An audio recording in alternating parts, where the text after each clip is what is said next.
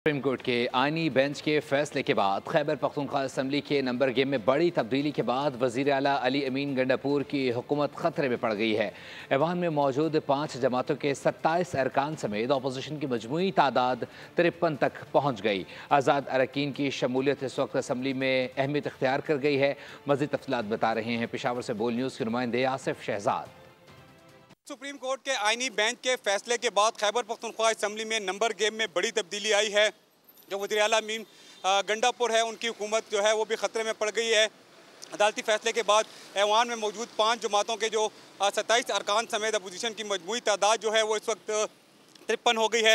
मखसूस नशिस्तें जो हैं वो अपोजिशन को मिलेंगी। इसके बाद जो अली अमीन गंडापुर की हुकूमत है वो 93 अरकान पर मुश्तमिल है, जिसमें जो है वो आज़ाद अरकान भी शामिल है जो कि उन्होंने इनके साथ इल्हाक किया हुआ है।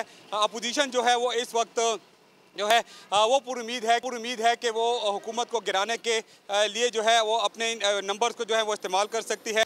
आज़ाद उम्मीदवार जो है वो भी उसमें शामिल हो चुके हैं। तो इस वक्त जो है तमाम उम्मीदें जो हैं वो अपोजिशन और हुकूमत जो है आज़ाद उम्मीदवारों से लगा कर बैठी हुई है, क्योंकि अगर आज़ाद अरकान ने फैसला कर लिया अपोजिशन के साथ मिलने का तो फिर PTI की हुकूमत को इंतहाई ख़तरा लाहक हो सकता है, क्योंकि उन्होंने नंबर गेम पूरी कर ली।